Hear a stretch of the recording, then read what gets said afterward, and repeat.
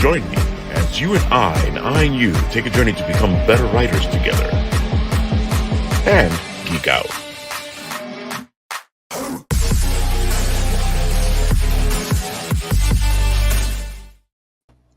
Well, hello there, Apple Bites. Yes, it's us. Oh here dear. at Apple TV, talking to you from Oh the no. Writ with our guests Mark and Lee. Hello, And of hello. course, Hello. Nathan. Nathan, why do you look all blurry today? Is it just me? No, He's frozen. Is he gone? There he goes. Am I He's back? blurred. He's pixelated. There you go. The government is after him. Oh no. Folks, we are here. We're looking at Designated, part 3 of the radio drama. And I guess we can start off with that. Oh, you don't want to do a setup? We're just going to go right into it? All right. Well, you do, yeah, go ahead. Tell us what is Designated. I don't know what Designated is. This Here we go. is a new series Thank for me. This is the first time you've ever heard of it. Yes, thank you. What is Designated? Well, 30 years ago, give or take a month or so, I was in a comic book school and I wanted to get into comics, and I was told that the best way to get into comics was to write something you want to be able to get rid of and to be able to give yourself, to get your foot in the door. So you have to give the rights to it, basically. Because I had this other story that I've been sitting, well, Jesus, now it's over 40 years. I've been sitting on this story that I want to do. And I was like, I don't want to give that up. So I had to make up something else. Because it was the 90s, I decided to go against type and make a very low-key comic book about two warring alien races fighting over a power source, and the battle brings it to Earth. And through a unique set of circumstances, which are explained in the book, the four young adults is the term, 4 young adults and a 5-year-old boy gain powers, special abilities, because of which. So I wrote it, 110 pages, beginning, middle, end. A couple of years later, a friend of mine from high school, his brother said, I'll draw it. And he drew 110 pages. And then over the years, we got an inker, Peter Palmiotti. He's most famous for doing the Aquaman stint on DC, where Aquaman lost his hand and had the hook for a hand, written by Peter David. Love that story. That's what Peter's most famous for, his ink works, but he's been working for Marvel, DC, independent inker, and he's also Jimmy Palmiotti's brother. And we've been trying to get this done all these years. And last year, I managed to get really close to getting this through a Kickstarter. And I had a conversation with director, filmmaker, an awesome guy, Lee Kalinsky, after not being able to fully fund for the project. And he was like, we should do something different to promote it. Let's do a radio play. And we were going to do a live radio play somewhere, somehow. And the MCon, East Melville Public Library, which is Kelly Gordon, he suggested that we do it during the MCon, which is going to be on April 22nd and 23rd. And then my co-host of the radio show that I host, Came From the Radio, which has been in their we just celebrated our 20th anniversary. She suggested that we do an online version type thing. And then Mr. Jay Rosario of Unstoppable Comics suggested that we break up the radio play into 4 parts to promote it in that way. And then you, Mr. Raphael, was kind enough to let us premiere it. How sure it would be. So here we are with the 3rd part of the radio play, which was adapted from a comic book that Lee did, which was kind of cool. I think that how he managed to take something that I did and change it around to make it fit the other format.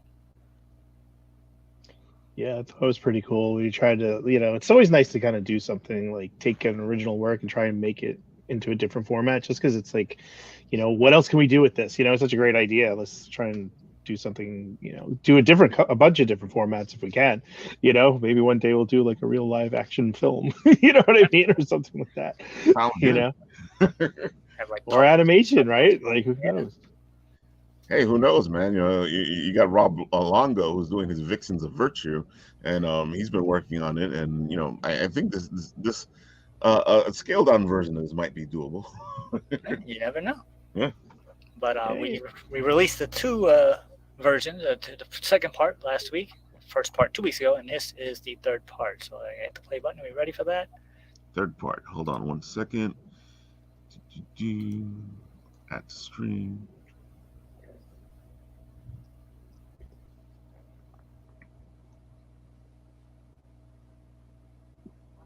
Quite some time later, Natasha lays in a hospital bed. She is moving her head violently. No! Look out! Natasha wakes up to see Dr. Pacificus standing above her. Relax. We thought we had lost you, but you're fine now. Natasha, in a hospital gown and wrapped in bandages, has tubes sticking inside her body. Her leg and arm are broken. Her head is all bandaged up. You can still see her face. What happened? Where am I? You were involved in a massive collision outside the hospital. I'm Dr. Pacificus. I've been taking care of you. Ugh, you mean an accident? All I remember is this light. I tried to avoid it, but... Don't worry about that right now. Just be grateful you survived. There were a lot of people involved who did. How many died? Just consider yourself one of the chosen few. Leaving Natasha with that, Dr. Pacificus exits from the room. Natasha sees Ed, the little boy from the minivan. He waves and walks away. Natasha thinks she's dreaming and goes back to bed. Sometime later at night, inside the hospital, Natasha is fully dressed, walking down a dim-lit, deserted hospital corridor. Hello? Where is everybody? She tries all the doors, all locked. We hear the voice of Ed. This way. Over here. Hello? Who said that? One door opens. In here. Natasha enters to see Ed and an unfamiliar Chris standing and waiting for Natasha to enter. You! I'm so sorry I killed you. Please stop haunting me. You're silly. I'm not haunting you. I just wanted to see you, and here you are. Huh? Chris walks up to Natasha. Look, I really can't explain it myself, so don't ask me to. When you wake up, just come to the cancer ward, room 530. Wake up? Yes. Wake. Natasha wakes up to find out she is still in her hospital gown and lying on a couch in Dr. Rain's office. She only has a small scar below her hairline. The doctor is sitting on a stool next to her. What did you learn? Nothing, I have to admit. Once you went under hypnosis, you didn't respond to any of my questions. It's possible you're still having stress-related issues surrounding the accident. Since you didn't have any problem sleeping, I think you'll be fine. I'll draw up the release papers in the morning. Does the hospital have a cancer ward? Yeah, it's on the 5th floor. Why do you ask? No reason. Just curious. Shifting gears, we go to a Duronian battlecruiser orbiting the Earth. A smaller ship is docking with it. Inside the cruiser, we have 5 Duronians. Each one is at a post on the ship's bridge. Brunam, the second in command, is in charge of the bridge. Rofon has returned. Raise shields and re-engage the cloaking device. Rofon enters the bridge. Brunam greets him. Report. After 3 cycles, I have confirmed the location of the star fragments. We've had these confirmations before. I don't want to contact King Bringen with another false report. Trust me, Captain. This gem has never glowed brighter. But if you are afraid, I will retrieve the other fragments myself. How quickly you forget King Bringen wants that pleasure all to himself, and would surely kill you right where you stand for even speaking such treason. Why does our mighty king have to come way out here? Perhaps the rumors are true. If the rumors were true, and these fragments were so powerful, Brunam grabs Rofon's hand with the gem in it. Then where is your power?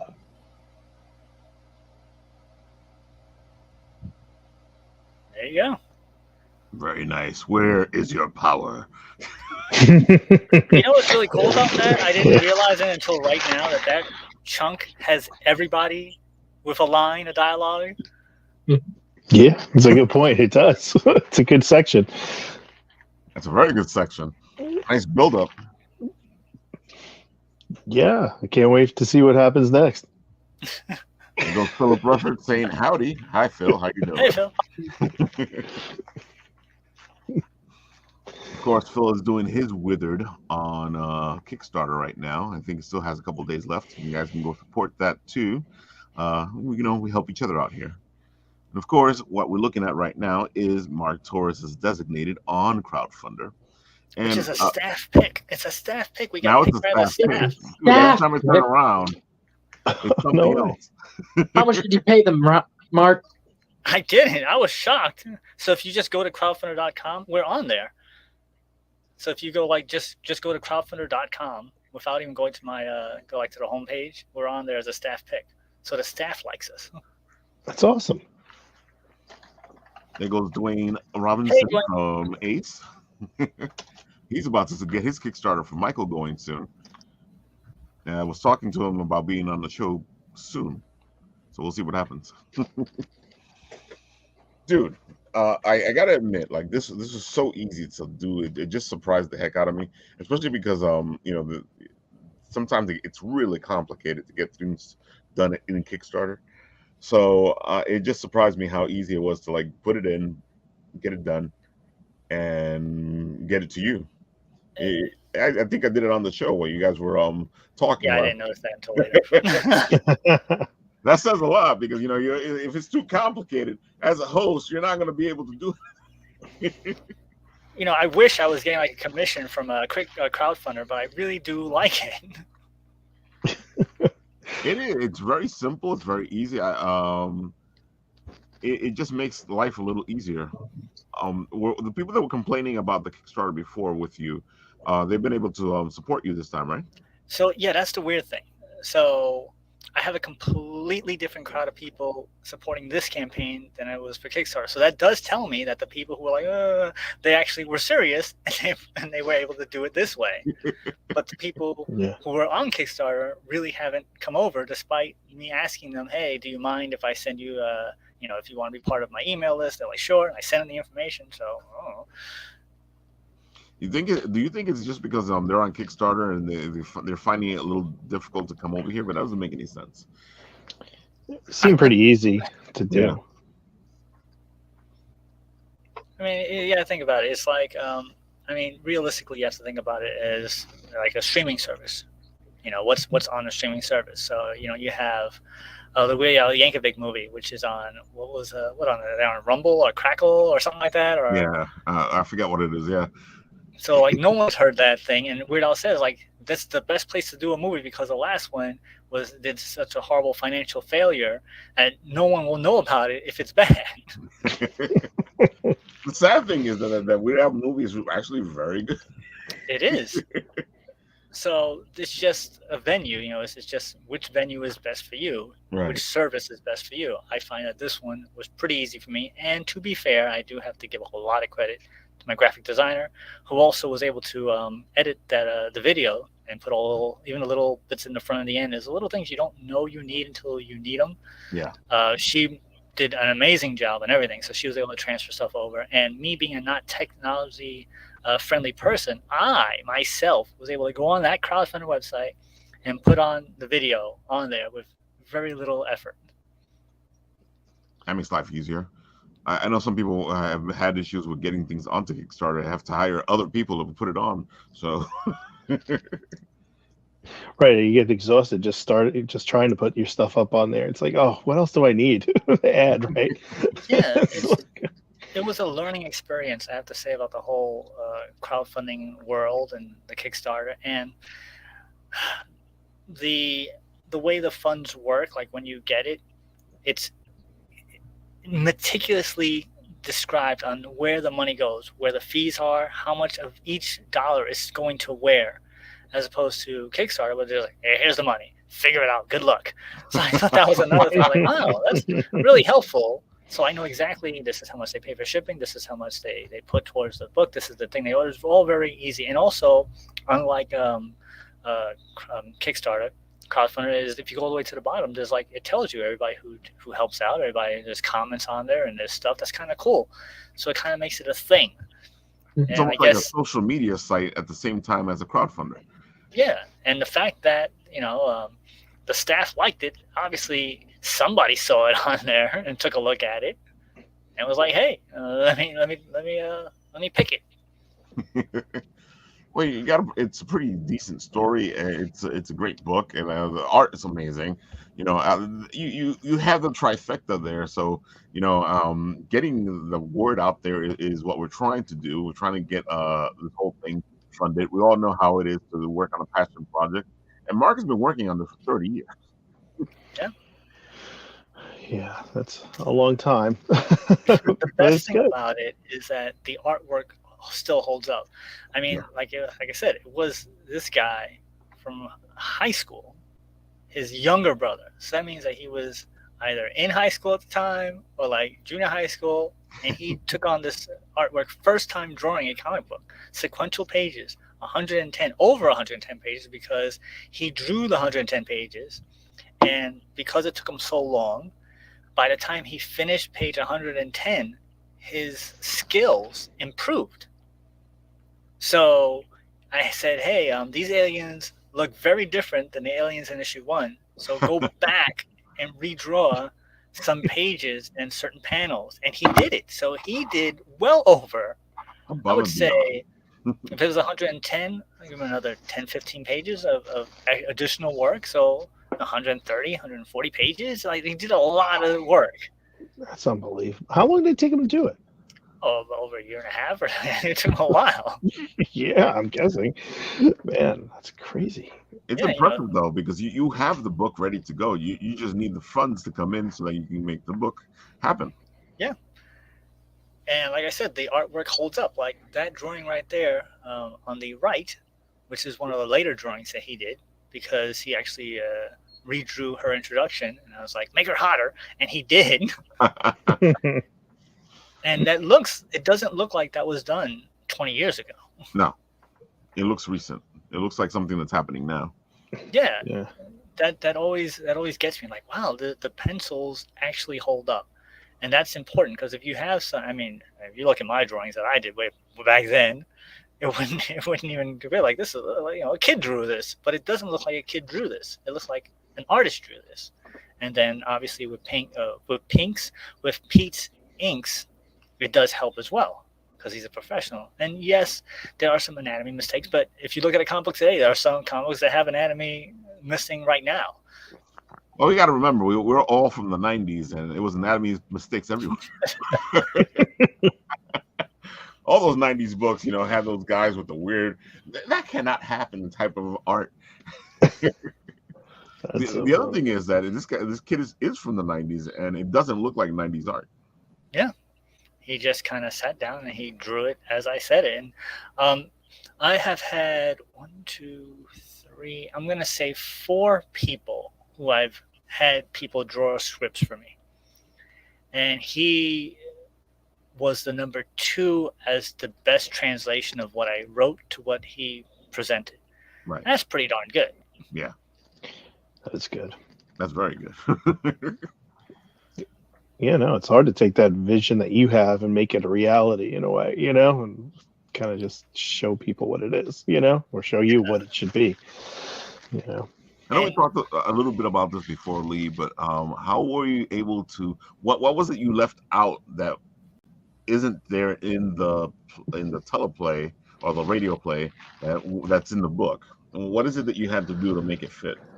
Let's see. We definitely cut a lot of pages out of it, but it was more like it's a lot of introductory stuff that maybe people walking down the street that will be characters that are going to be developed later on. Mm-hmm. So we're not explaining them in the current book, but we're showing them. So it's kind of like for when you want to do a play or just read it, it doesn't make sense to like introduce a character that has nothing to do in that book at the moment, right. So like you kind of transfer that to the next book when they become more fleshed out.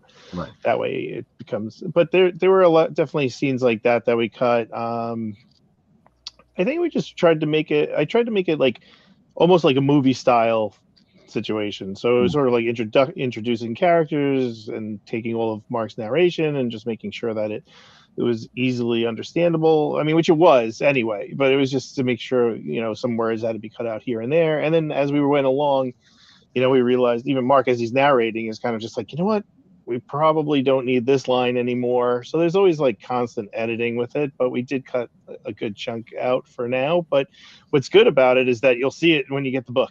So That's true. It's kind of giving like a teaser of like, this is what the short version is, and then you'll get the book and you'll see the full experience. And it's funny because as comic book writers, we have a lot of narration in the comic book writing that most people don't see anyway. So I feel like it kind of helped you out that you had all that narration to pick from in order to like showcase the book in a different format. Yeah, the scene descriptions alone were great. I mean, like there's a whole car crash thing, and just Mark describes like it's in front of a hospital and it's near like a fountain or something, right? And then it was just kind of like it's just very descriptive, which is great, But also you get to a point where it's like, how much description do we need for this play where it gets a little long in the tooth, right? So it's like, okay, what do we really need? What do we not need? Enough to get the picture and kind of get that detail in your mind, but we don't have to go overboard. And that's kind of where I was looking at when I was going through it. And it also didn't hurt that we had 27 different speaking lines and we only had like 8 people. Well, that's the other thing, right? Like it's good for a platform like this to have all 27 people on, maybe, but like not necessarily for a live read. Where are you going to fit everybody? Well, you know how it is with voice actors. Sometimes they have to play dual roles. Come on. That's true. Well, we do have a lot of dual roles. It's just also, you don't want the audience to get lost in like, if I'm playing 5 different roles, who am I right now? So that's true. That can happen. I feel like in animation, it doesn't happen because you have different characters portraying those different voices. Right. Unless we put up like a sign or something next to the person, this is who I am at this moment. And, you can only do, so many multiple personalities before it gets a little crazy. Exactly. Here's a question from Eric Vladimir. He says, what kind of powers do these characters have? So, Eric, the idea was to give them, because of how they got their powers, which is basically the little gem that the alien has in the middle that gets implanted into their brain, I wanted to have like brain-based powers. So they're not really powers per se, they're more like abilities. So we have the lead, which is Natasha. That's the blonde. She has the ability she has that instinct that everybody has, a little voice in your head that you hear, and she listens to it. So it's like an enhanced instinct. So she can have like feeling. She knows what she should do. Just go with her gut, go with her instinct. So it's kind of like, I guess, luck powers, for lack of a better term, or a heightened awareness, a situational awareness around her. And that's it. That's all she does. That's like I said, very low key. Going upward, we have Adam, which is ironic because I didn't think that 30 years later, Power Rangers would still be coming up on their 30th anniversary in April, and Adam was based off of that character from Power Rangers. So he has a upper limit human strength, speed, and agility, which goes to say that he's not super strong. He's not super endurance. He's as strong as the strongest guy out there right now. If you go and look, who can bench press the most, he can bench press the most, but it's under duress. So it's not like he can just walk around and lift up a car. He has to need to lift up the car, and then he can get the adrenaline glands and what have you. He can run faster than. I always like to equate him to Usain Bolt. He can run as fast as Usain Bolt when he needs to. Moving upward again, we have Kelly, which her name was from actress Kelly Hu, who was in the Scorpion King. She was a female lead in the Scorpion King. Right. Kelly Hu. She was also in Surf Ninjas. So I was like, I like Kelly Hu. That's how I get her name. And she was based off the Olsen twins at the time. And so she's like 16, 17-year-old. And as we all know, and Lee can attest, as I've said this many times, they kind of have a lot of emotion around them. So her powers are emotion based, so that way she can absorb the strongest emotion in an immediate area and reflect that to other people around her. For example, if there's a fight going on, everybody gets like pumped up and excitable, and then everybody would get angry because there's a fight. Or if someone's getting really beat down in this fight, maybe that person's more scared of their life, and then in turn everybody will get scared because it's the strongest emotion. She doesn't have control over it. It's just whatever strongest emotion is there. Right. And she just absorbs it, so she gets that emotion, then it shoots back out to everybody in the immediate area, once again under duress. It's not like something she can control. Then going down, we have Chris, who is based off the kid in The Day After Tomorrow. That was his look. The movie The Day After Tomorrow was the smart kid. I was like, I want to have a smart kid. And there was a TV show called John Doe at the time. And it was about a guy who just knew everything. He wasn't smart. He just had a really good memory, and he knew stuff. So that's where his power is. He just knows things because he has a super memory.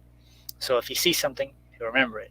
And I think I mentioned this before, like the actress Mary Lou Henner has that ability right now. There is an actual thing that people have, this super photographic memory that they can remember exactly where they are, every single day of their life.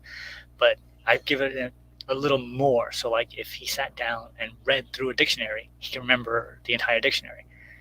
He can remember things, but he's not smart. That's how that differentiation is. And then of course down there is Adam's brother. His name is Ed.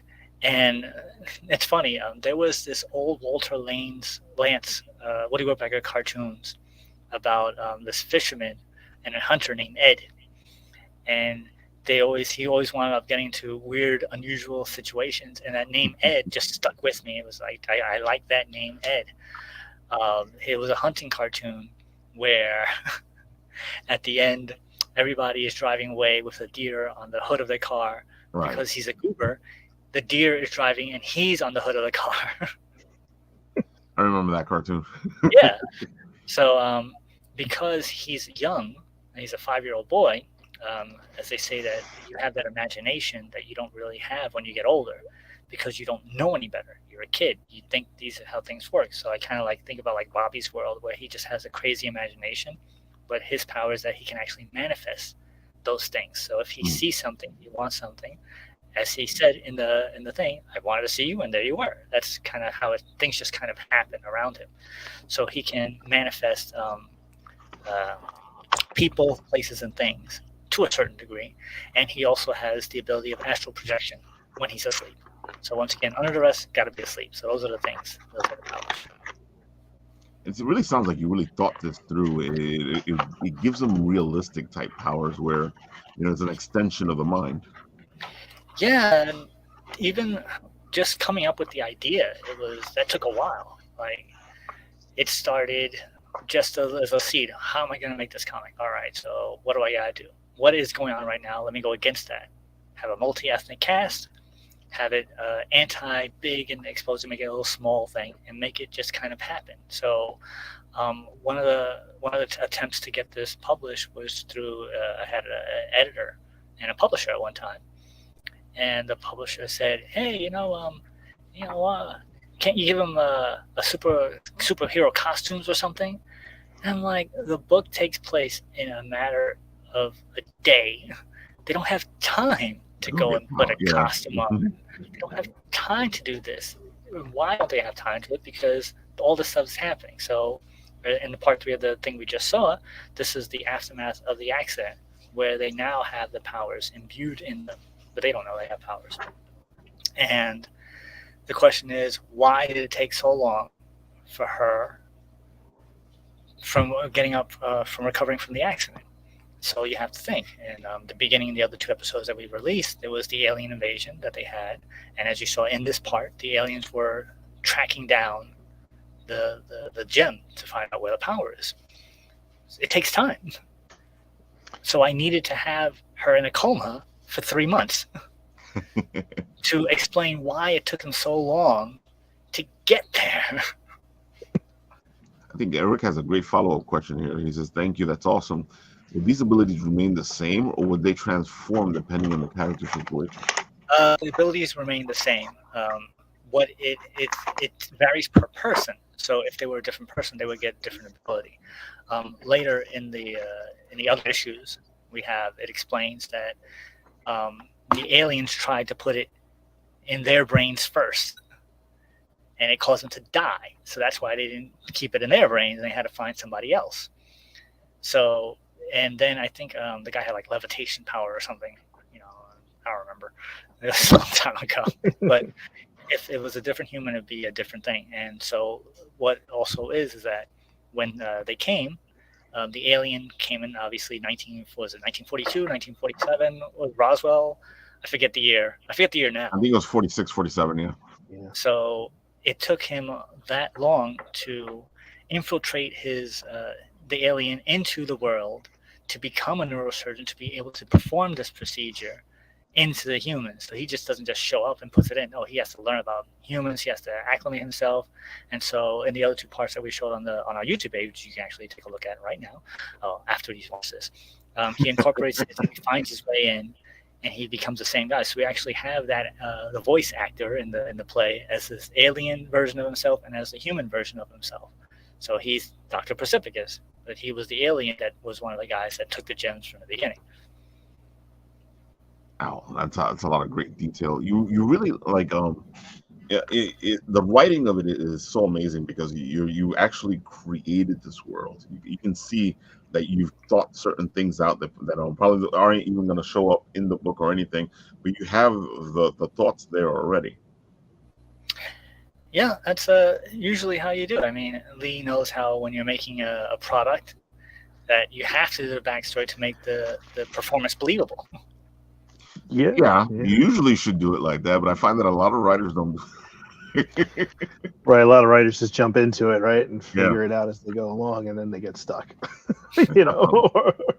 or don't know who their character is in the first place when they get to a certain point, Or the story seems funny after a while, even after the fact, even when the product is out there already, you're reading, you're like, something's wrong.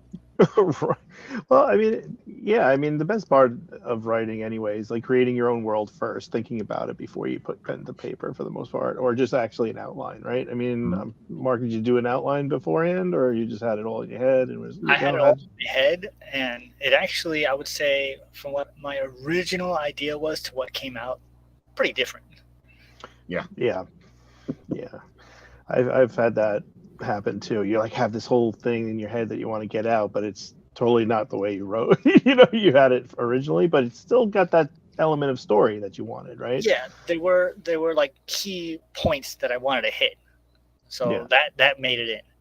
But there was this whole sequence that I had envisioned about her trying to find the other 5 people, and because of the part that made it into the book, which was where that large description I had of the double page scene in the first issue of where everybody was and where everybody was positioned was on purpose, because that was so that way that the reporter was there with the cameraman had to be facing a certain way, so that way when she came and looked at the footage, she would see, oh, this person's here, then she had to track them down, and it was all complicated. But as I was writing the story, I wasn't able to get to that part of the story. I wasn't able to get her in a position. I'm like, well, that doesn't make sense. And I couldn't make it make sense. Right. So I kind of just went, well, what makes sense? And I just kind of pivoted that way. Yeah. Sometimes it's easier, though. I mean, you want it to go away, but sometimes like the simplest answer is the best answer in a way. So like, oh, just move them here. That's all. It's perfect.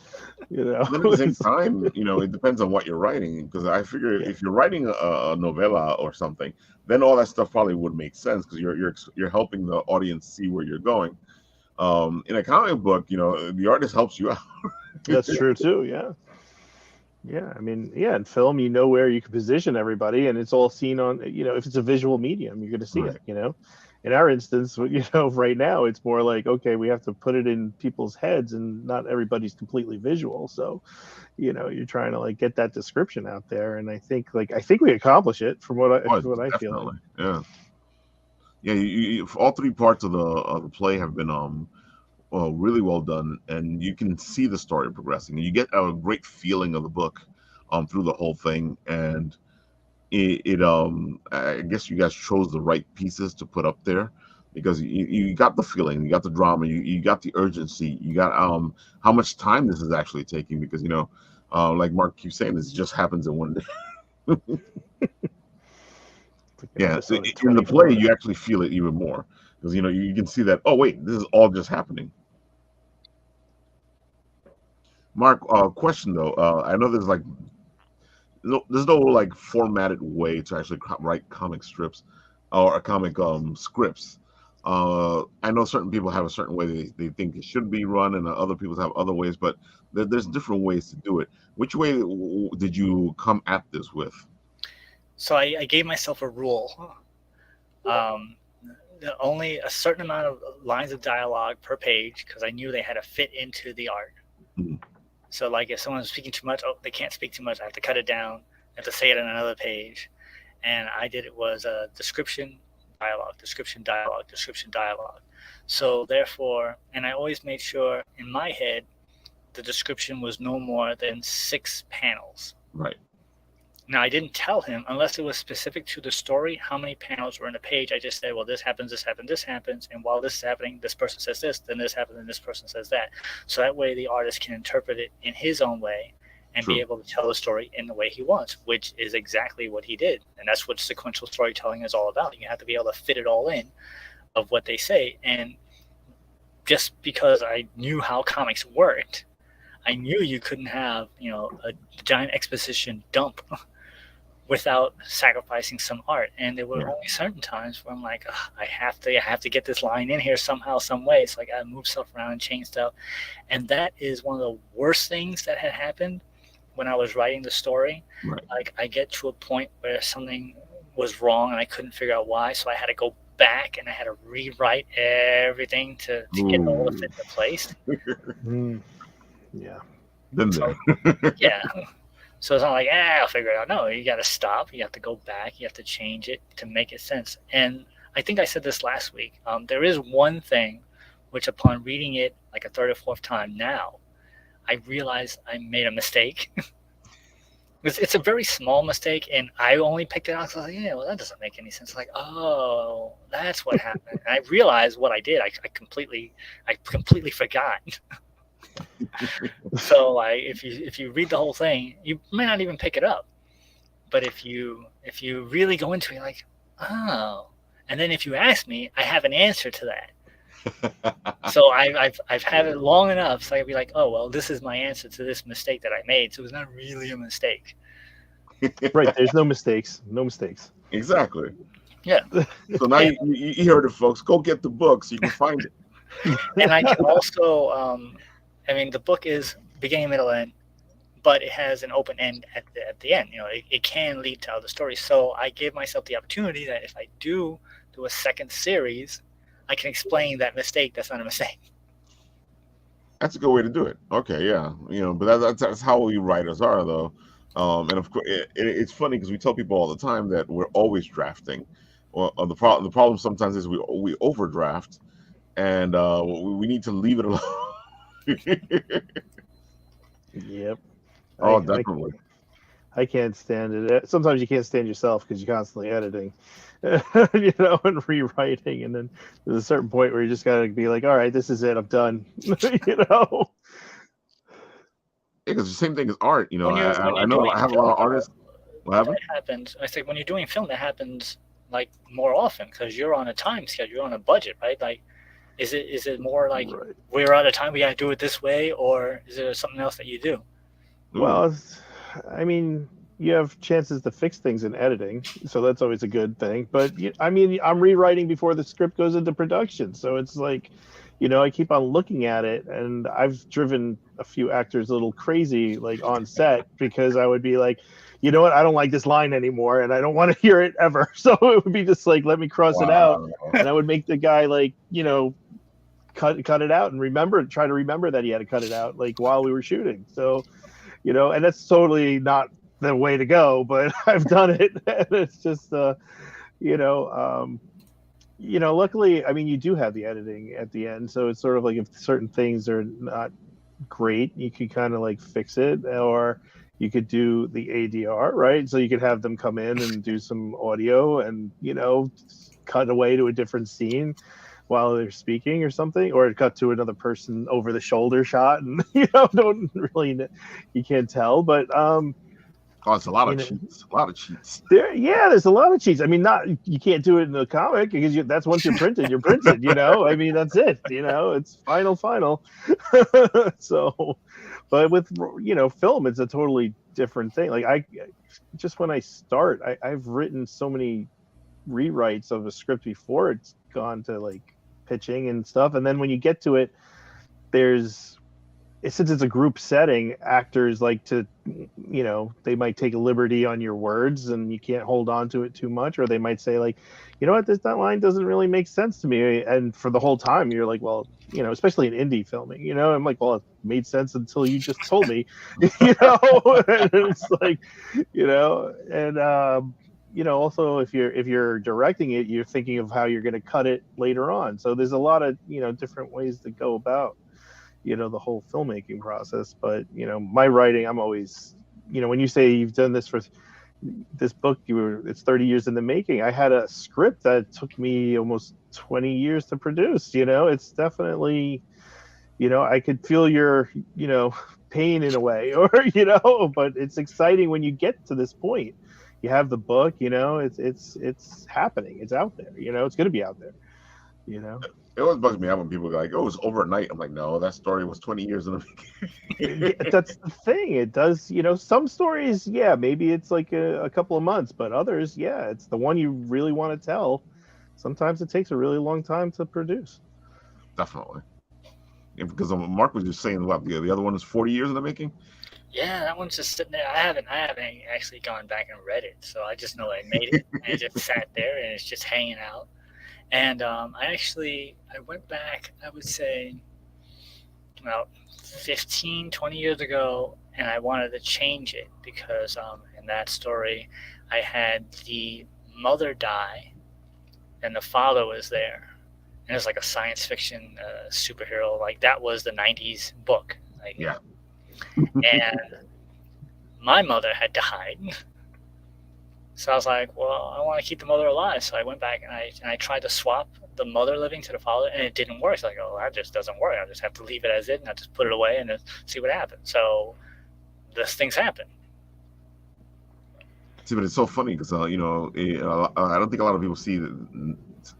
I think people understand, but they don't know that sometimes the writer is putting bits and pieces of themselves into these books. And I know people are always trying to find out, so what part of themselves did they put in here? But it's kind of hard to do because sometimes it's something simple and sometimes it's something really complex, or it's a moment of life where most people don't really know about. So it gets funny. But most writers put themselves and the people they know in the books. Because I know I've done it. I've killed a couple people over and over and over. I know. I put a lot of the same names of my family into my scripts, so it's always like, it's like when they say, we want to punch this guy in the face, everybody laughs because it's like my brother's name, and it's just like, so it's like the nice inside joke, I guess, in a way. But yeah, I mean, I could totally relate. You definitely put a little bit of yourself in anything you write. You have to. It's all coming from you anyway. Exactly. It's coming from your point of view. These characters are dealing with whatever they're dealing with through the experiences that you've had or you're trying to understand. Or as you become a better writer, you start to research, and you research what you don't know, and then you know what you didn't know when you researched. Yeah, there's a lot of research. I mean, it's just a ton of research on subjects that I was just like, I have know nothing about, but I definitely want to write about it, and you get bits and pieces of it and enough to kind of be professional or like understand, somebody knows what you're talking about. But, for the most part, if I went deep, 3 or 4 levels deeper on a subject, I probably wouldn't know anything, but, And then you lose some of your audience. Because if you think about it, like, the cop show is not really like a real cop show. Like, that's not what really happens. Or like a medical drama, that's not what really happens. Or a lawyer show. Like, if you had a lawyer show and you had it watched by lawyers, like, this is nothing like it was. But then nobody would want to watch that. Right. So let's say you have to take creative liberties. I think that's the term, right? Yeah. Yeah, because that's what you have to do. Here's a question for you, because one of the issues that people had with She-Hulk was that it's a lawyer show without any lawyer. You know, Yeah. do you think they went too far with not putting enough of the lawyer aspect into it? Because that takes away sometimes if you don't put at least enough of it in there, so people go, "Oh, okay, these are lawyers." Yeah, I mean, you were kind of hoping it would be like sort of like a Boston Legal or something like that, but it doesn't seem like that's the way they went with it, right? It was more just like, I guess it's also what kind of cases are really coming through? You know, it's kind of like, oh, I'm defending, whatever superhero did something bad, but can they get away with it anyway? It's like, I guess going through that whole logic of like, what kind of problem is, or what kind of what kind of issue are they going to come up with, and what kind of legal precedence is going to happen. So I don't know if do they explore a lot of that in She-Hulk in the comic? Not at all. In the comic, they did, not in the in the show.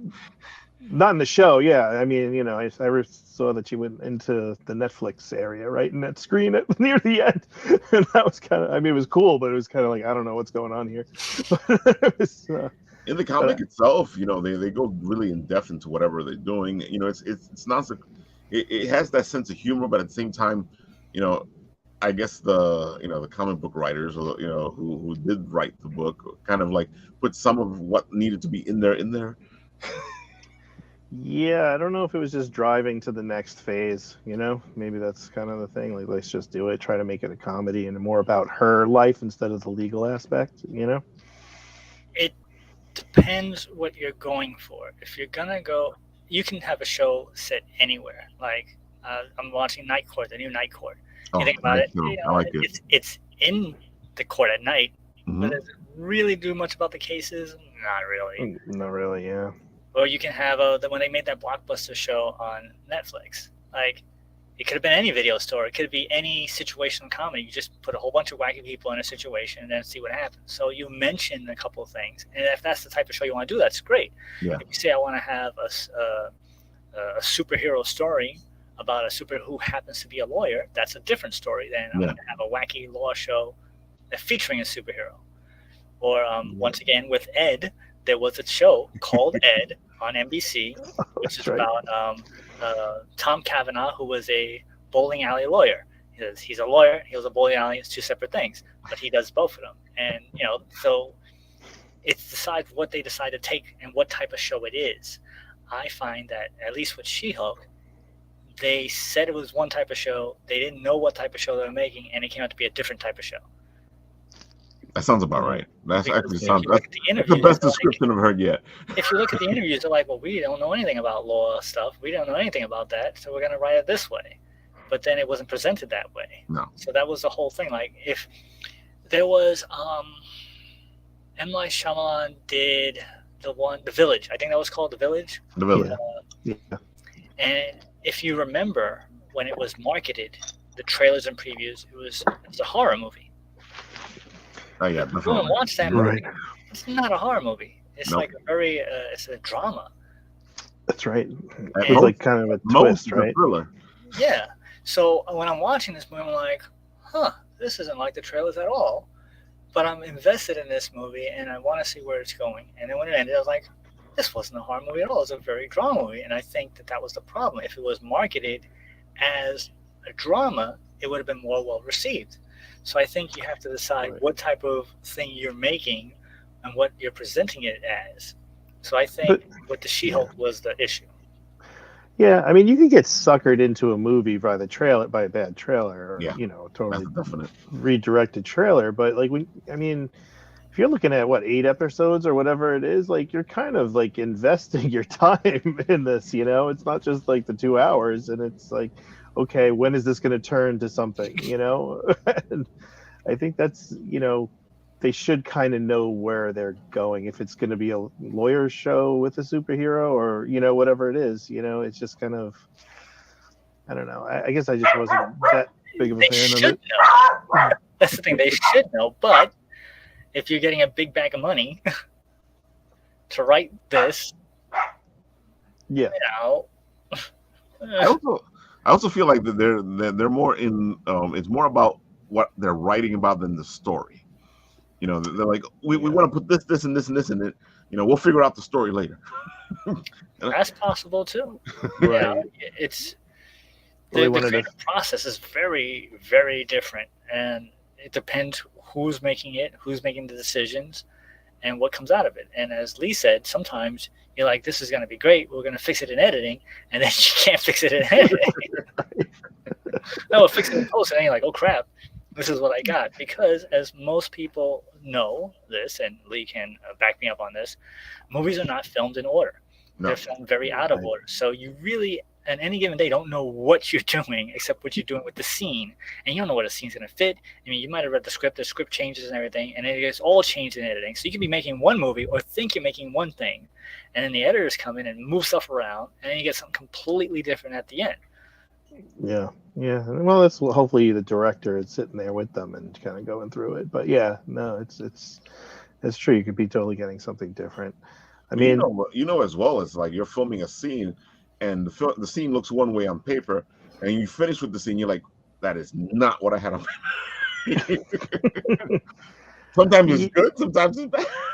Well, yeah, that's the thing. Like, you know, it's totally different transformation from what's in your head to the script to, you know, filming it and editing it, and then you're kind of like, you know, if you're lucky enough, you know, the director will try to keep it, you know, as close to the script as possible. But, you know, most cases these days it changes, you know, and then you're like, well, I wasn't really thinking about it like that. And some things that you're thinking about, somebody else's interpretation is totally different. That's true. You know, and not that it's a bad thing either. It's just like, wow, it's like I didn't think about it this way, you know.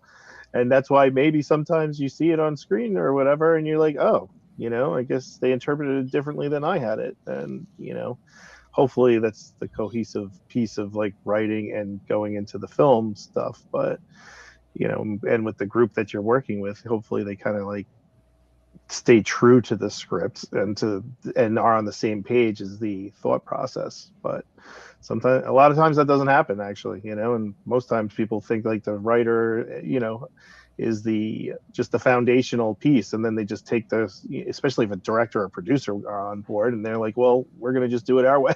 You know, thanks for the idea, you know. So a lot of that happens a lot. So isn't that what happened with Stephen King and The Shining? You know, his book is one whole thing, and then what was made was something totally different. That's right. Yeah, he said that's right. He wasn't happy with it. I mean, that happens a lot. I mean, the thing is, if you're lucky enough to sell your script, you know, you are not necessarily attached to it too much longer. No. So, you know, that's kind of the tragic piece of it. So if you want to like really make your own, that's why it's kind of nice to do your own book, you know, because you're the person who's doing it from beginning to end. Right. You know, you're directing the illustrator, and, you know, you're trying to like make sure that they are getting that vision out there. So it's nice to kind of do it that way. With film, there's so many hands in your pocket, in the pocket, I guess. Too many cooks in the kitchen kind of thing. So, you know, unless you're doing it yourself and you're able to raise money yourself and do it the way you want, you know. And even circumstances are a factor when you're making a movie. Let's say, you know, one person's sick that day. What are you gonna do? You only have so many days to shoot. That guy's that day. You gotta, you know, work around their shooting schedule, right? You gotta figure out what you're gonna do. yeah, especially the indie stuff. Yeah, and that's the whole thing. You're trying to like schedule days, times, the scenes, like you said, out of order. So that's another piece of it. It's just like, okay, well, I'm shooting 5 and 6 today, but I'm going to shoot 7 and not, you know, like 10 the next day. And, you know, it's kind of like, you know, you just hope everybody's around and not sick, and, you know, no divas, and you're good to go. You know? I think I've seen a whole scene change because somebody was sick, and they were in the scene, and then they weren't in the scene anymore. That could happen too. Yeah. You know, it right, because they look at it and they're like, well, do we really need this person here? Maybe not. We'll make up for it somewhere else. You know, well, you know, if they had a line that was like some sort of point that needed to be said and it had to be specifically by that character, you can move it somewhere else possibly, or you just give the line to someone that's there. You know. That's a definite. I've seen that too. Or I've seen like a line belonging to a character, and then all of a sudden it's with somebody else because it makes more sense, or it just has a better delivery. Yeah. And that's another thing. With going back to the book, sometimes when you're writing the story, you can have a different person say the line to fit in the dialogue, and that's why the Marvel method. Like that's why when Stanley's like, "All right, this happens," and then he looks at the page and like, "Well, that guy's going to say that instead." And sometimes people don't sound like they do because stuff's moving around all over the place. But you try to make your best of what you have, and that's why I think for me, being so descriptive in the descriptions, and yet at the same time giving him room to breathe, unless it's specific to the story, was important. So that way he can tell the story in his eyes, and yet I'm able to still have everybody say what they need to say or do what they need to do.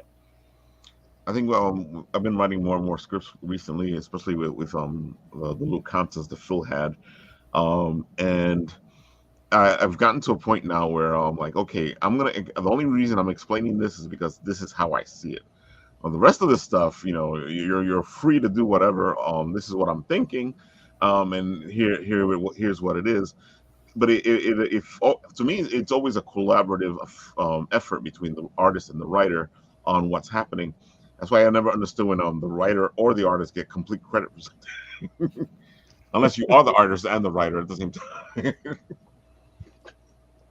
Yeah, because you definitely need the writer needs the artist in order to complete his vision. And if you're an artist and you have a writer, then you're both working on that together. So you both need to work together in order to complete whatever the vision is. Yeah, it's probably all about arrangements ahead of time. So yeah, I would say that's probably the way it goes. It's you start as far as I'm concerned, when I write and then I'm working with another person, just as a producer, and they decide like, oh, I'm going to help rewrite the script. It's kind of like, I wasn't really asking for that, but just to be on just to get something produced, sometimes you just give up half a credit or whatever it is. But I don't know, Mark, when you were doing your script, did you read out loud your characters, or did you have with the dialogue, or did you kind of like have it in your head? I think I would say I don't remember for sure, but only if it's like a heavy dialogue scene, I would say it out. Otherwise, I wouldn't say it out loud. Okay. But I do write in a vacuum. So like, there's no noise, there's no nothing. I just close myself off and just focus on that until I hit a roadblock or something. I have to stop and go do whatever, then come back to it. I gotcha. Yeah, that's cool. I was just curious. Everybody's method's a little different when they like write dialogue. So, So that's why when we were doing the recording, when we were doing the rehearsals, I hear it in my head. I know what it sounds like in my head, but I haven't actually heard anybody say it. So when Jerry in that scene that we saw, when she delivered those lines, I was like, holy crap, that was like 100 times better than what I thought it was. And it was upsetting because the character in the comic is a male. Obviously, she's a female.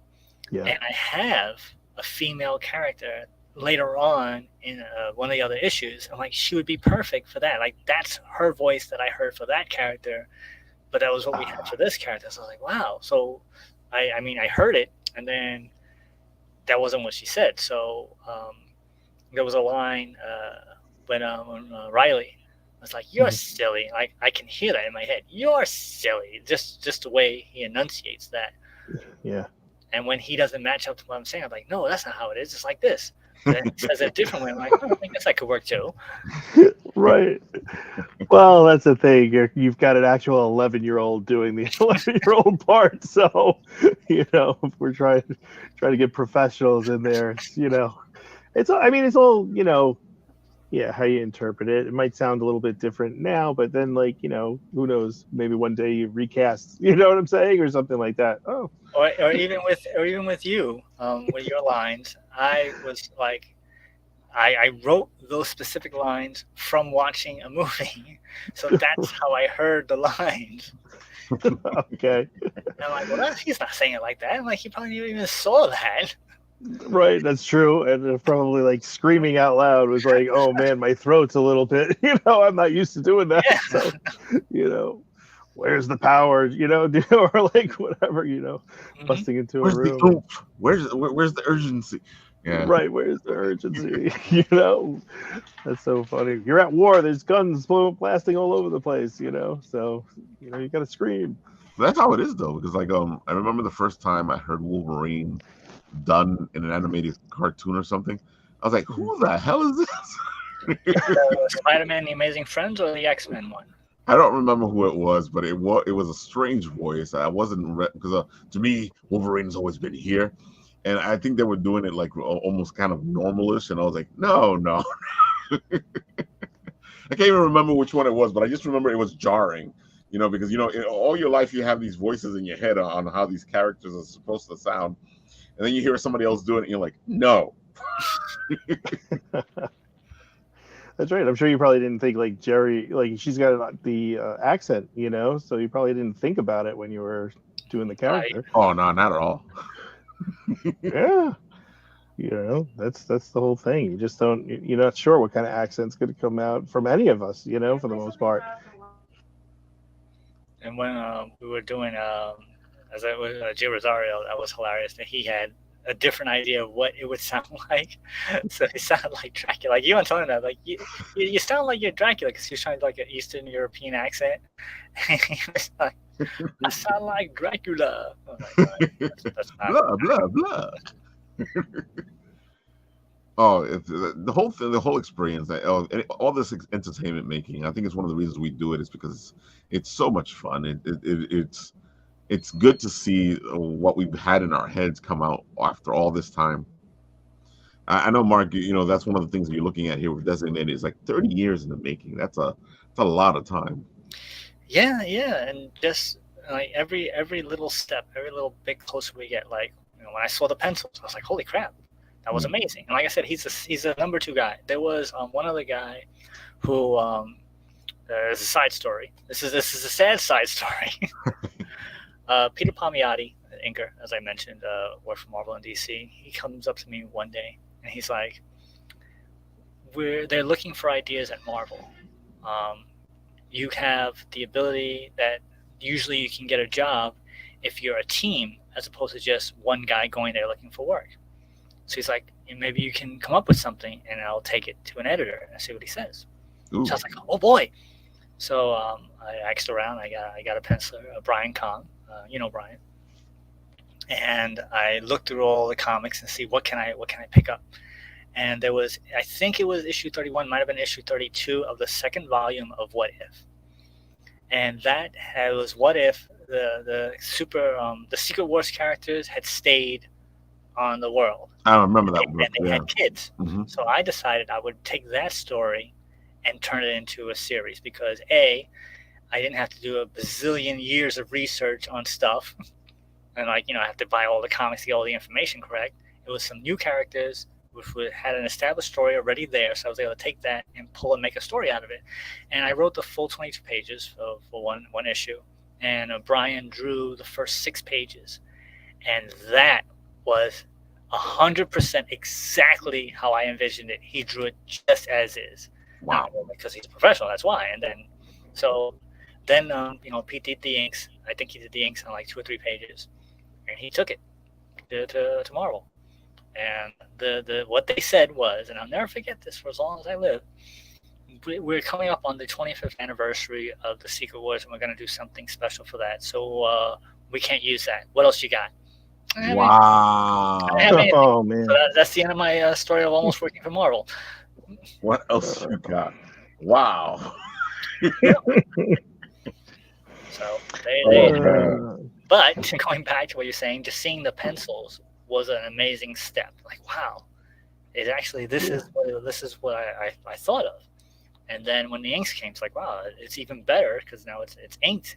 And as you know, a good inker can really do wonders with pencils, and a bad inker can do the opposite with pencils. But he enhanced it. So then I was like, wow. And then to do lettering, just seeing it, it's like, wow, it's getting closer and closer. And then when we were at the Kickstarter, we were going to do color. So we actually got a couple of pages in colors. Like, holy crap, like it's even better now, but it's just too expensive. So we're going to go back to black and white. Unless by some miracle we get a big bag of money, we'll be doing color. But it's going to be black and white for the 22 pages. And then the radio play. Like the next day, I was like, wow, this actually is coming together. Like originally, I was like, I don't know, this is going to be any good. It's like a bunch of goobers. And then I was like, no, it actually does sound good. It actually does really sound good. And then when we put the music and the sound effects, like, holy crap, it sounds like a real radio. It's like a real thing. It's not like just some dude in a basement and put something in there. Like for the amount of money that I don't have. It's an amazing accomplishment. Dude, it sounds fantastic. I believe the sounds add a lot to it, because it could have just been a regular radio play with you guys just reading the parts. But all the bits and pieces add so much to it. It actually feels like a full story, like a full production. Yeah. Why don't you talk about how you found the music? I was just searching around for it. It was funny. I was like, okay, what can we grab for free? And royalty free, of course. So it was just like, let's go through it. And I'm looking at a couple of websites trying to figure out, we need a sound of an alarm. Oh man, okay, let's see if this website has it, and what kind of alarm do we need? Because it's also like, we're in space and we're trying to do power sources and things like that. And you're like, does anybody really have this? Like, how are we going to do this? So, we're just constantly, I just found a whole bunch of clips, and I went to Mark and I'm like, what do you think? We have like 3 types of alarms or something, or, we have a bunch of like intros and theme music and stuff. And, I'm trying to like help him with like his vision. So I want to make sure that like, he's happy with the music and the sound effects, because this is really, I wanted to make it cool and I want to make it as close to what he's thinking in his head as possible, and luckily we were just going back and forth and just kind of like, okay, this one's good, this one's not good, and one of them was like the laser sounds was right, and then like the shooting and stuff like that. It was like, what was it? He was like, I want the Transformers. That's what the Transformers, the movie, right? So I'm like, okay, I don't know how I'm gonna get this one, but I was like, I was able to find it, and I was like, okay. I was like, oh, maybe it might be easier to get lightsaber sounds than like Transformers like shooting, But we got it. We got, I think, some music overlaid or underlaid on it, so. I think it worked out pretty good, but it was, it was great for this, the recording, and it's going to be good when we do it live. I was even thinking like, if we had more time, like even like, oh, maybe we could get like a cool person to actually play piano or something like the day of, but, right, or something like that. But, maybe another time. But it's just, like you start thinking of like new elements to add into it, and it's. I think the music just definitely gives it a little extra depth. It does. It all adds to it. I actually can't wait to see what you guys do at MCon. Me neither. Mark goes, me either, man. I'm looking forward to it.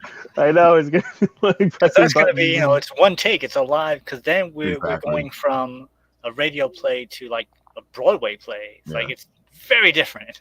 Or classic radio plays that used to be live. That's true. Yeah. That's a good point. I mean, luckily, you have the script in front of you, so it should be good. So I'm sure afterwards Mark's gonna be like, you should have yelled louder, It's funny that you say that, because one of the reasons why I don't like doing acting is because I have trouble remembering lines. And they go, but you do voiceover. I'm like, yeah, because the script is in front of you. Nobody's paying attention. Right, and you got the voice for the the deep voice is good, for the voiceover too, right?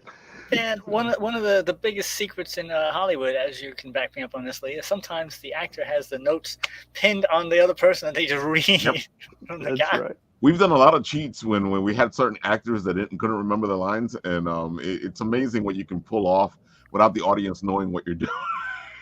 Yeah, I mean, I think they even have it in the earbuds now, right? So like you could someone's just speaking into them, tell them the lines. So I guess it's far from like having the big cue cards in front, you know, like Marlon Brando. You know, no, I'm I not want going you to to say read this, but don't read it.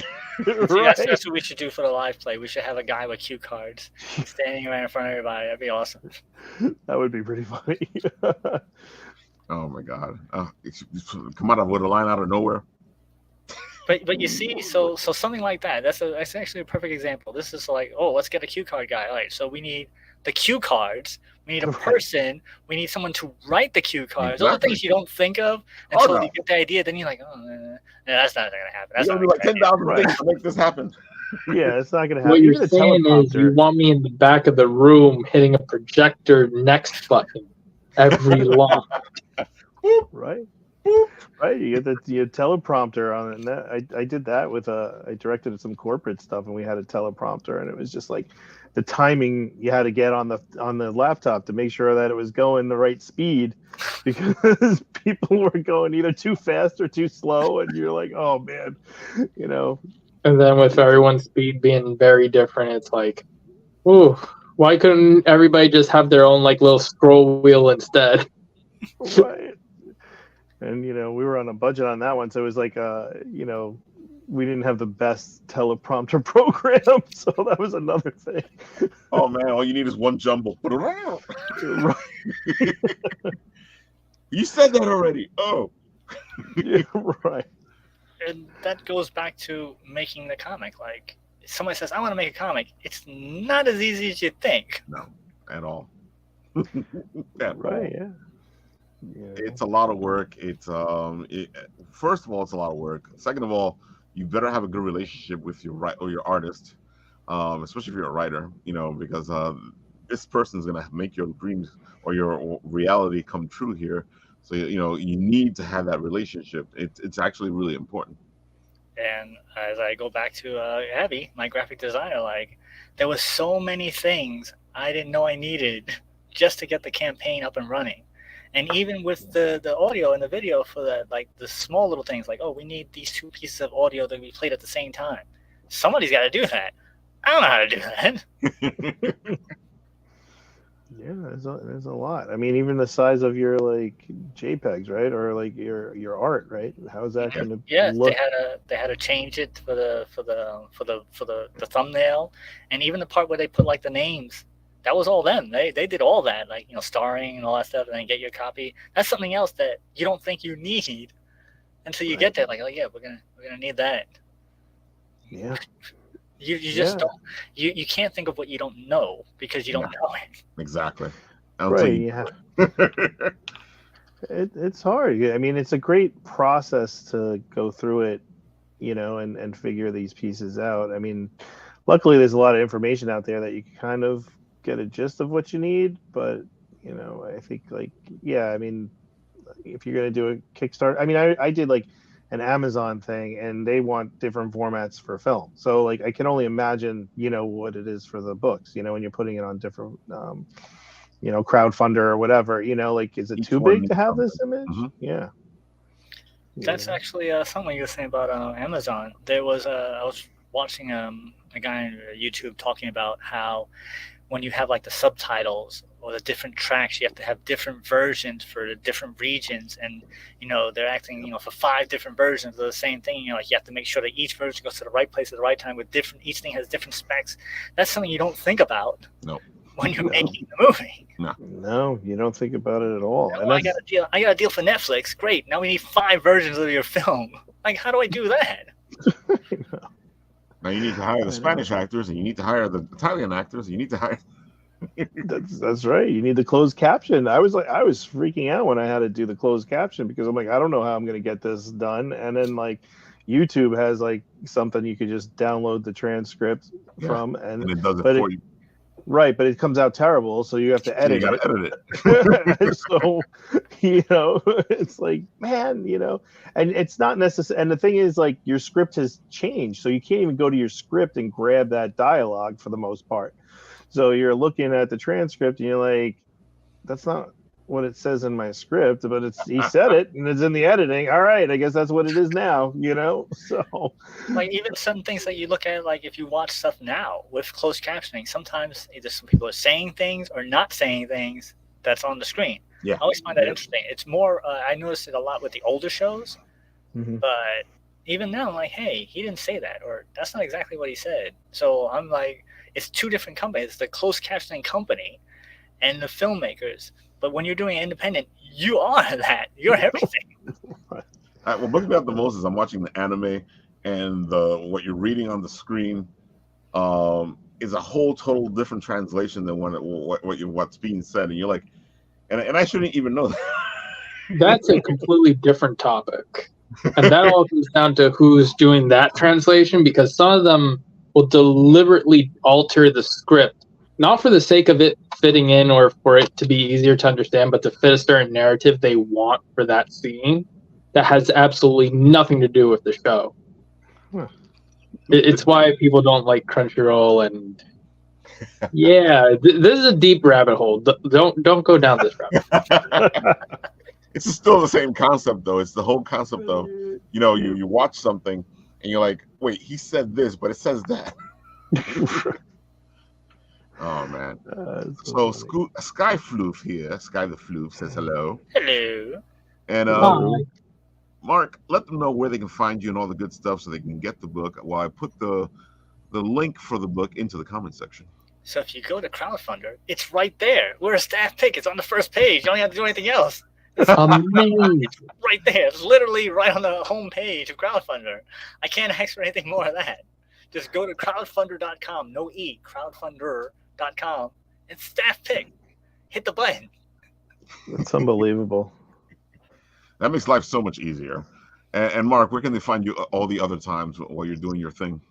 So let's see.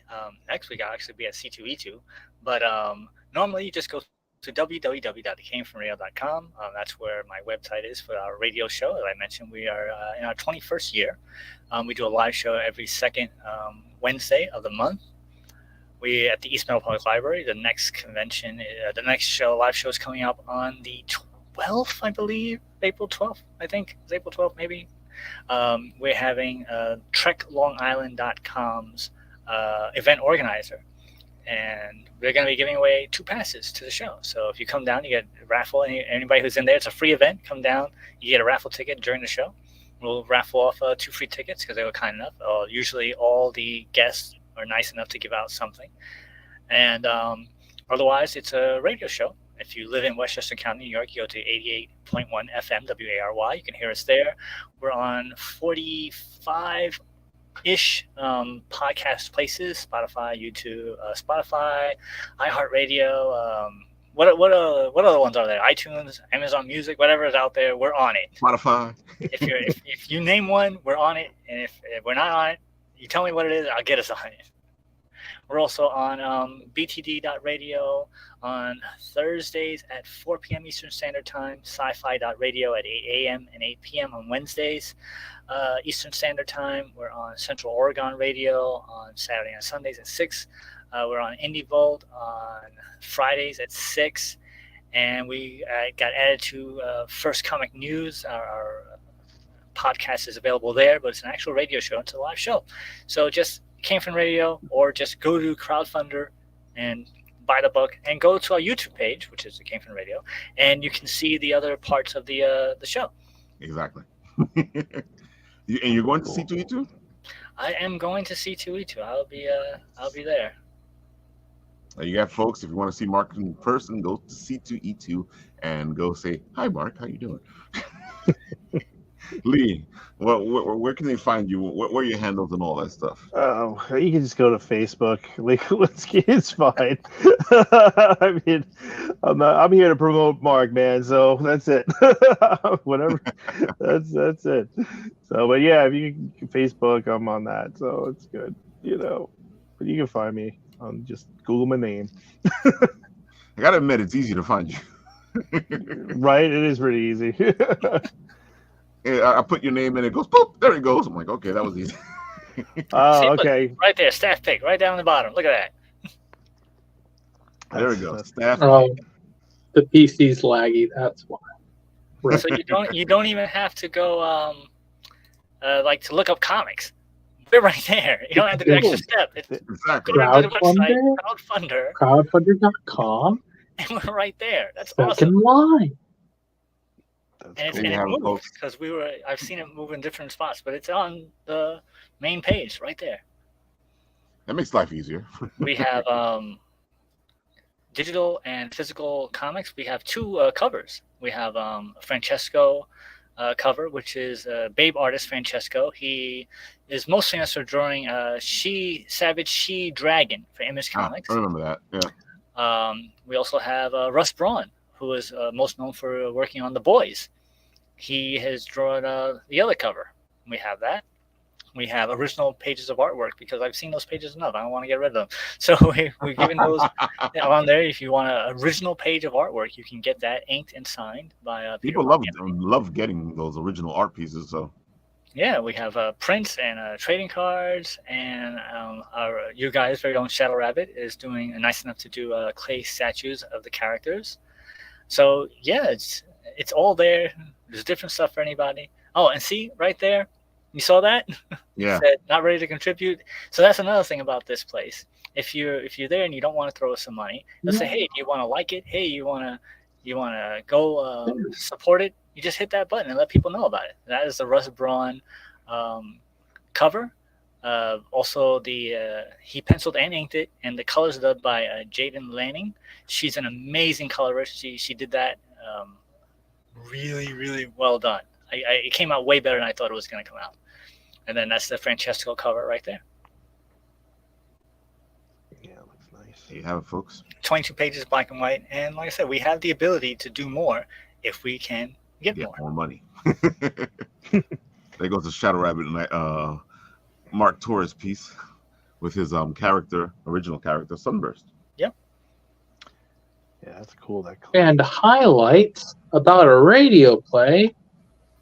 Yeah, so if you look up, it says designated a play. You hit that, and that's where you can see that on the page, or you can go make life easier. to our YouTube page to see it. I'll be posting the third part sometime tonight. Or if you want, you can watch the replay of this and see it again. That's true too. There you have it, folks. All this beautiful stuff from Mark Torres. He's an amazing guy. Please go support Designated. 30 years in the making is a long time, folks. Let's make dreams come true here. I don't want to wait another 30 years. Exactly. All right, so let's see what else do we got over here. So Nat, what do you got? Well, I know where we're going to be here this weekend. We're going to the Big Apple Con this weekend to go check things out, hanging out with our friend Izzy from Izzyverse. On Saturday, we will be all over Big Apple Con, having fun, checking things out, and just being geeks that we are. And Russ Braun will be there as well, so you can talk to him, and he'll tell you to buy my comic. There you go. I think we will go talk to him. Nice. You know who else is going to be there, Mark? Because I've been trying to get I think the Go-Go's are going to be there. Two of the Go-Go's. I saw that one, yeah. I saw that the Go-Go's were going to be there. I know I saw all the stuff with Stars and the other people that are going to be there, but I was looking for like the information on our usual vendor friends, and I didn't find much information on that. The most I've seen is Beautiful Disasters. That's all I know. I just know Russ is going to be there because I have to go pick up the artwork that he did for the cover. That's why I know he's going to be there. That's why I'm going. So I know the Izzyverse is going to be there. Izzyverse, there you go. Izzyverse is going to be there. Yeah, that's because he's going to hang out with us, man.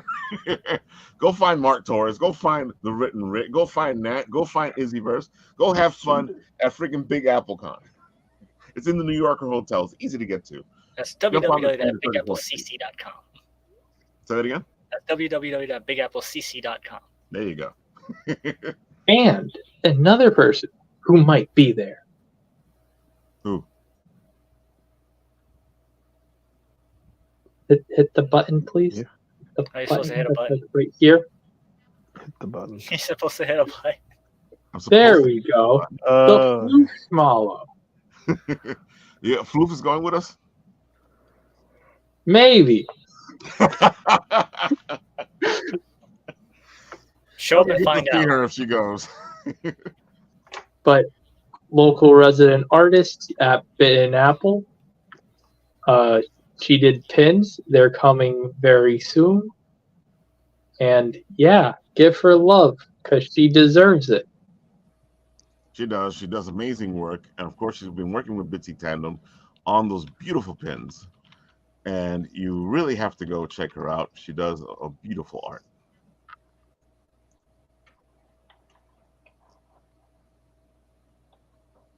All this done by her. Colors, line work, all her.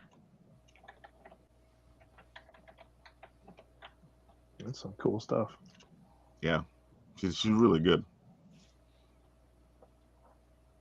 And these pins look beautiful. They look even better in person. Let's see. Of course, we got Phil Russard's Withered. Let's see if I can put this up. Withered. There we go. Phil is funded. He's at 1,942. 45 backers, 8 days to go. Like I like to tell you people, let's try to get him at least double his money, because the more money a project has, like Mark has been saying, the more things they can do, the more money gets put back into the book itself. And Withered is a pretty good story here, especially if you like angels and demons. It's a pretty good take on it. So go check out Withered. And Phil's a cool dude. Yes, he is. A lot of fun and a great writer too. He's done a good job with his with Tragedy and Withered and the rest of the stuff. It's been interesting to see what creative thing he does next. Is that it, folks? Anything else we need to say? I love you. I was waiting for it. Pre-order my book, damn it. Go buy Designated. Go get it. It's already been designated. Get it? Or share it out there, let people know about it, tell other people about it. Sharing is caring, folks. The more you share it, the better it is. So go do yourself a favor. The link is in the comments there. Go share Designated. Go buy Designated.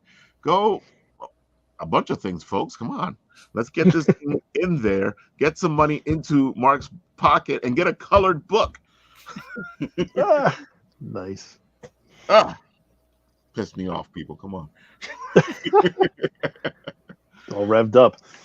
I'm actually looking forward to Big Apple Con. It's good. It'll be good to see you, Mark. Lee, are you heading? When is it again? It's this week. Sunday, right? I don't think I'm. Yeah, 24, 26. I might have some time. Maybe I'll go out there, check it out. Because we're all going to have fun at the New Yorker Hotel. All right, sounds it's good. always a blast. And I think Izzy's up to something that he has us all, me and Nat doing. So this should be really interesting. So, folks, come have some fun at the Big Apple Comic Convention and join. It came from the radio. The Big Apple guys here themselves, the Apple Teenies, the Apple Bite TV, Apple Bitten, the Bitten Apple. You know, so what do you mean? We have the actual official host of the official radio station for the Big Apple Con right above me. Yeah, right there. There you go. The official host of the Isn't that the slogan, right? The official radio station for the Big Apple Con? Big Apple Con, yeah. We are the official of the Big Apple Con. There you have it, folks. Let's have some fun. Let's enjoy the weekend. Let's do some comics. With that, I'll do what I always do. I'll press the button